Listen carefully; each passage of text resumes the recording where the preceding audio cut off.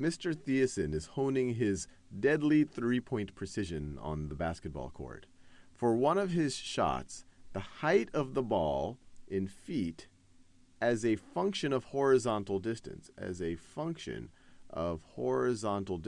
feet, y of x. So here, y is a function of x. So the height must be y, because that's the thing that is a function of something else. So this right over here is height. So our y-axis is going to represent height.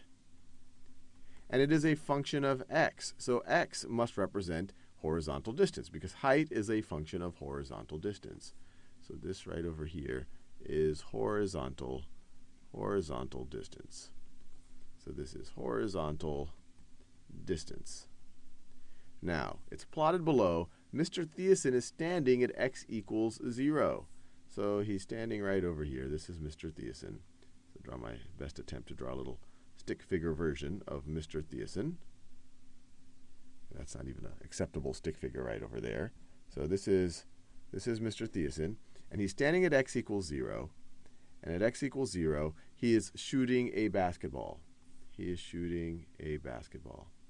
And you see from the function right over here that where the graph intersects the y-axis, that tells us that's essentially the height of the ball when x is equal 0, where Mr. Thiessen is standing.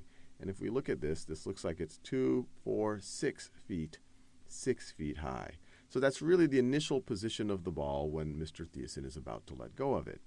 Then he lets go of it, and the ball goes in this parabolic trajectory.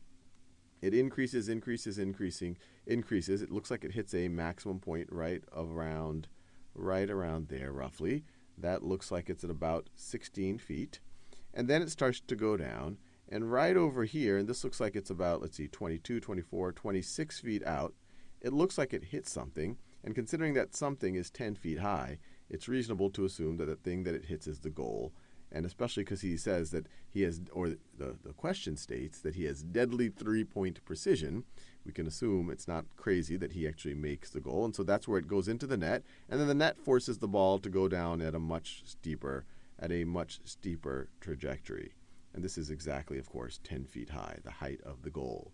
Now, let's see which of these interpretations are consistent with the interpretation that we just did. The ball is released from Mr. Thiessen's hand at a height of 6 feet.